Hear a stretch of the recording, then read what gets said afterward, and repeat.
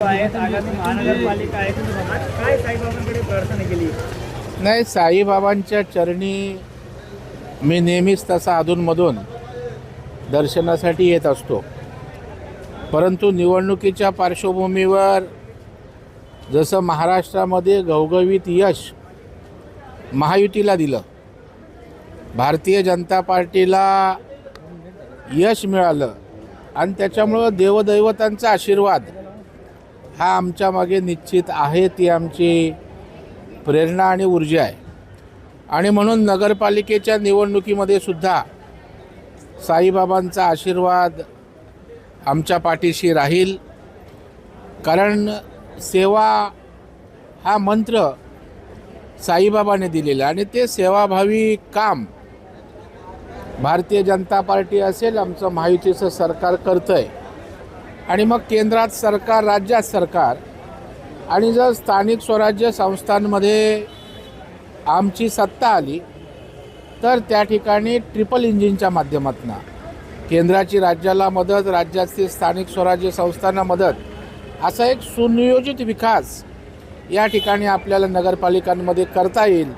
आणि म्हणून साईबाबांकडं आमच्या या यशासाठी निश्चितच आशीर्वाद मागितले.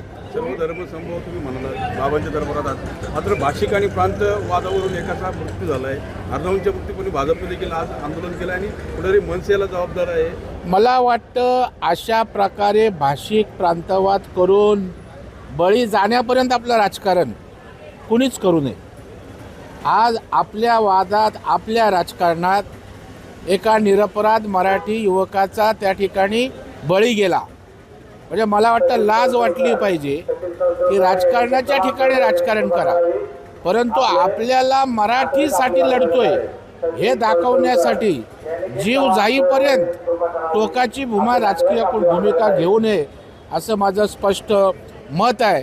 आणि म्हणून आदरणीय बाळासाहेब ठाकरे यांनी जे राजकारण केलं ते 80% समाजकारण होतं, परंतु हे आता ते समाजकारण विसरलेत. म्हणून बाळासाहेबांच्या समाधीवर जाऊन त्या ठिकाणी आता तरी उद्धव ठाकरे आणि त्यांच्या पक्षाला सुबुद्धी दे अशा प्रकारची प्रार्थना आमचे अध्यक्ष अमित साटम यांच्या नेतृत्वाखाली मुंबईच्या भारतीय जनता पार्टीच्या कार्यकर्त्यांनी केली. बिहार निवडणुकीआधी काँग्रेसनं भूमिका घेतलेली मनसे सोबत जाणार नाही, मात्र आता निवडणुका संपल्या, त्यात मोठ्या संख्येने पराभव त्यांना दिसला. आता मात्र बीएमसीसाठी मनसे सोबत घेणार आणि सकारात्मक आहे काँग्रेस, असं वडेट्टीवार म्हणतात. मला वाटतं बिहार निवडणुकीपूर्वीसुद्धा आणि आता नंतरसुद्धा हे हरलेल्या मनाची लोक आहेत आणि जिथं आत्मविश्वास आणि कॉन्फिडन्सच ज्यांच्यात नसतो ते लढू शकत नाहीत. आणि त्याच्यामुळं मला वाटतं भांबावलेला काँग्रेस आणि महाविकास आघाडी दिसते. बिहारच्या निवडणुकीत परिणाम होऊ नये म्हणून त्या ठिकाणी भूमिका घेतली, लगेच रंग पालटला, निवडणूक झाली, सौम्य भूमिका घेतली. मला वाटतं यांनी एकत्र येवो किंवा एकत्र न येवो, राज्यातील जनता या ठिकाणी आमच्या मागे राहणार आहे यावर आमचा ठाम विश्वास आहे. कारण आम्ही विकासाचं राजकारण करतो. आपण बिहारलाही त्या ठिकाणी बघितलं असाल की जातीपातीच्या पलीकडे जाऊन तिथल्या युवकांनी, महिलांनी विकासाचं राजकारण पाहिलं, समाजाच्या हिताचं राजकारण पाहिलं आणि त्याच्यामुळं देवेंद्र फडणवीस साहेबांच्या नेतृत्वाखाली पुन्हा एकदा महाराष्ट्रात विकासाच्या राजकारणालाच जनता त्या ठिकाणी पाठिंबा देईल यावर आमचा पूर्ण विश्वास आहे.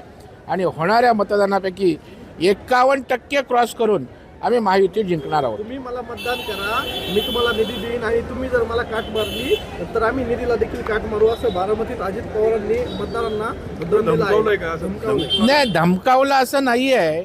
त्यांनी त्या ठिकाणी तुमच्या विकासासाठी निधी लागतो आणि सुदैवानं त्या ठिकाणी ते अर्थमंत्री राज्याचे आहेत आणि मग झुकतं माप मी आपल्याला देऊ शकतो अशा प्रकारचा मतितार्थ आहे. आता अजितदादा काही बोलले तरी ते धमकावणं किंवा त्या ठिकाणी रागावण्याच्या स्वरूपात असतं असा एक समज झालेला आहे.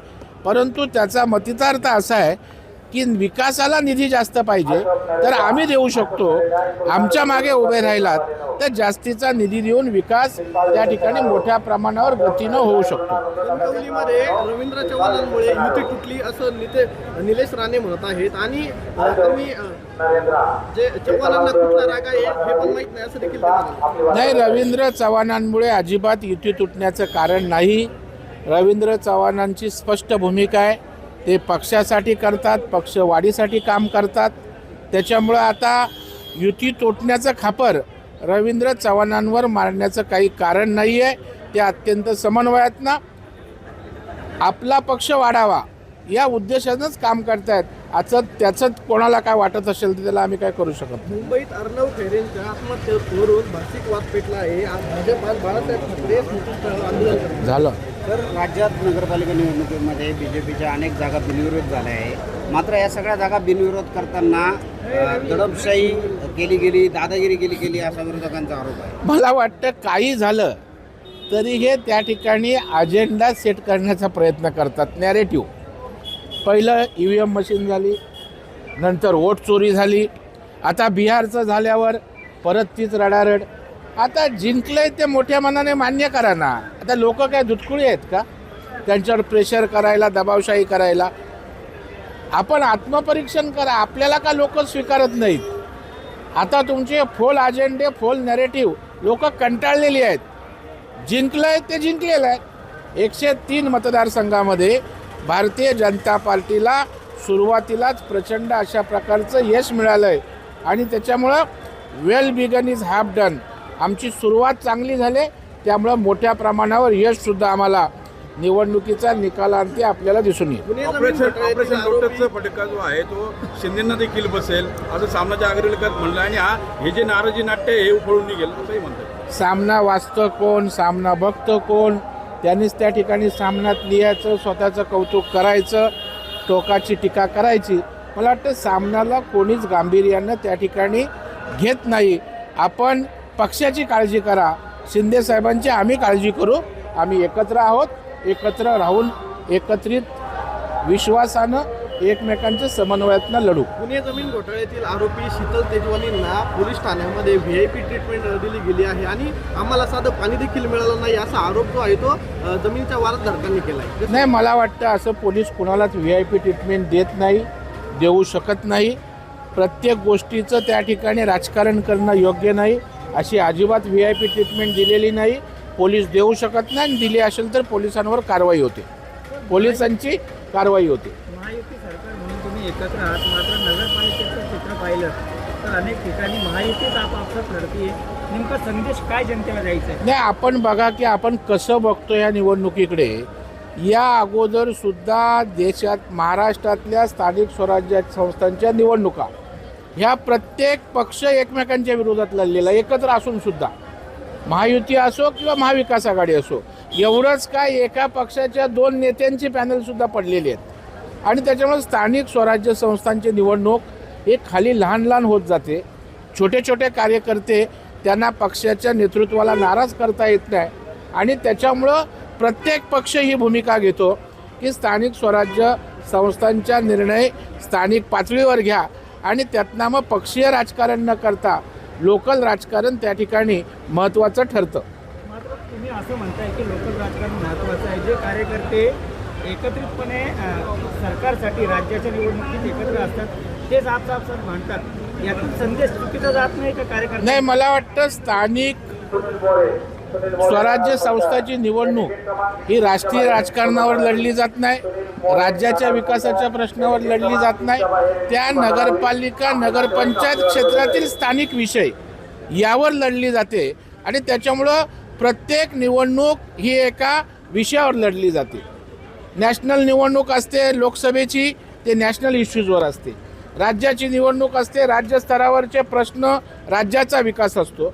आणि त्याच्यामुळे स्थानिक स्तरावर होणाऱ्या या निवडणुकीत अशा प्रकारे आपण म्हणताय तसे क्षणिक निवडणुकीपुरते एकमेकांच्या विरोधात असू, पण पुन्हा आम्ही त्या ठिकाणी एकत्रित असण्यामध्ये कसलीच अडचण नाही.